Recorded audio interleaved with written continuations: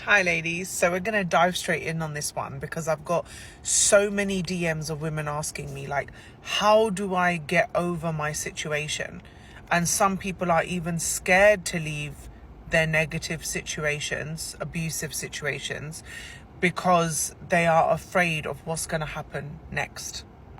Now, I constantly say this in my videos that fear is false evidence appearing real.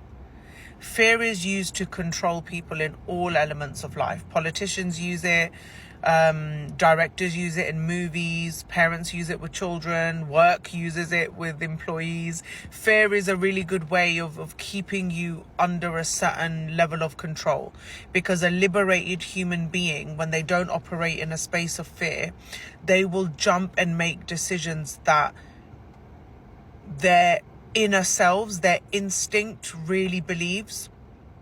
So if people were going around listening to their instincts and that, no, this isn't right for me, I'm off, then the people that are doing the fear-based controlling and the coercion, or potentially keeping you in a bad situation, they would lose all element of control over you, because you would have a liberated mind.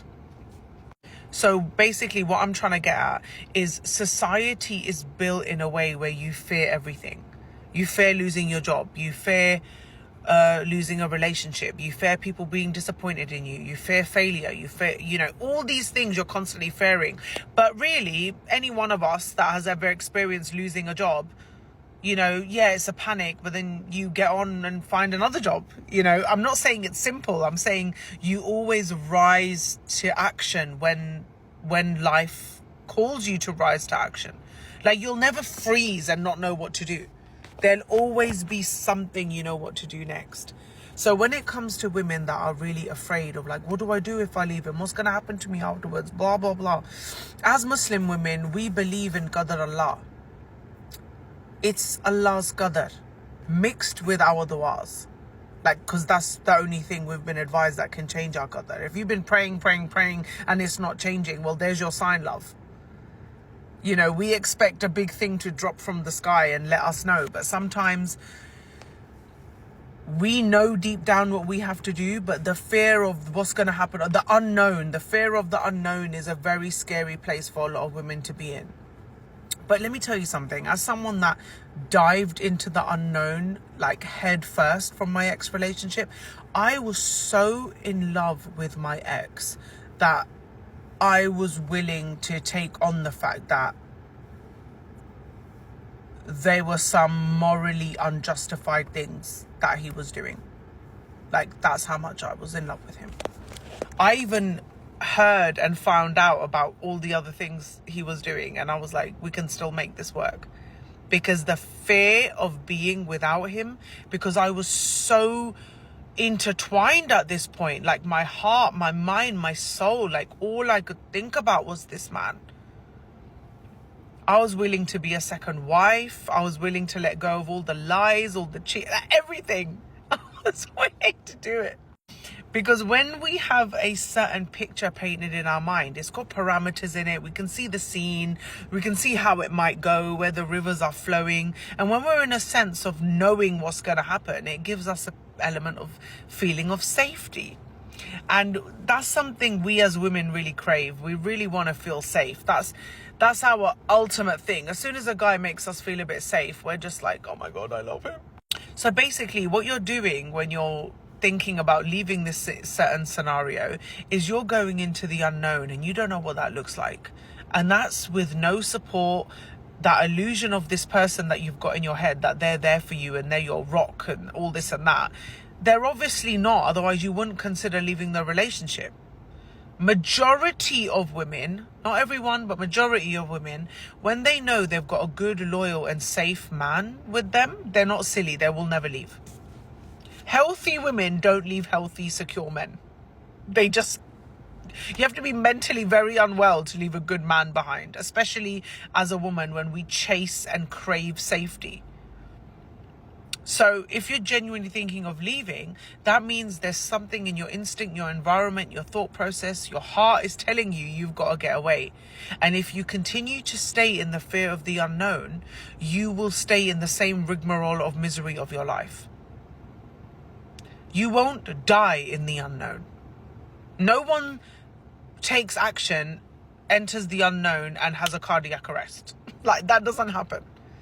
You have to have faith in your mind, faith in your heart, faith in your soul, faith in Allah, faith in your deen, faith in the direction of your life, that you are going to figure out what you need to do next. Because that's how we function as human beings. That's how powerful God has made us. He's given us the ability to use our minds and our hearts, our souls, our ability to understand what's right and wrong. We use our discernment to take the next steps. You have to pick your pain, ladies. Do you want the pain of staying in a miserable situation you dream of getting away from? Or do you want the pain of figuring out a new life? Because as someone who was so scared, I was so scared that I couldn't leave my ex, that I left him and then came back to him. I couldn't. I had to come back because my mind had played such heavy tricks on me. I didn't think I would be able to live my life without him. So I came back. And what did that do? That put me right back in the same place I was in, of the same fear and pain I was feeling the year before. And now I'm 3 years after that, whilst I dove into the unknown, I decided to keep going. And I can't even imagine myself entertaining the same type of person like that ever again. Like, if I met someone that was like my ex, I would smile at myself on the inside and walk away in silence. Like, I wouldn't even picture myself in that scenario anymore. That's how much life has changed for me. So there is no easy way out, especially if you're in a mentally and emotionally burdening, consistently burdening negative situation. There is no easy way out. You either stick with the pain you know and stop complaining, because that's the worst. When people stay in their situations they hate and they never stop complaining, that really winds me up badly. Or you get up, you face the unknown, realize you're not going to die, and nobody else is going to die either with the decisions that you make. And eventually, if you really want to be a part of that crew of people that you see that they climbed over the mountain of hell and came out the other side, well, you have to let go of the fear. Because it's all made up in your mind about these consequences of what's going to happen. When actually people that really focus on their healing, focus on their self-respect, focus on self-improvement, and leave the unjustified, unrighteous, negative behavior people behind, you rise to a level where you look back and you're like, what was that world? Who was that girl? Like, why was she doing that stuff? So it's up to you. Do you want to stay in the same position and look back in 15, 20 years time and say, I haven't changed one bit, but I'm more miserable, more stressed, and I have no real vision of my life? Or do you want to face the unknown, face the pain, and the growth and the understanding, the confidence, the stability that comes out of that journey? Subhanallah. I'm not saying it's easy, but I'm saying personally, I rather spend my last 3 years in my healing, which were dark and horrible and full of tears, and I've only just managed to start feeling good about it in the last year or so. Or do I wish I stayed in my situation and I was as miserable and unhappy and discontented as I was with that man? I pick this pain. I pick liberation. I pick happiness.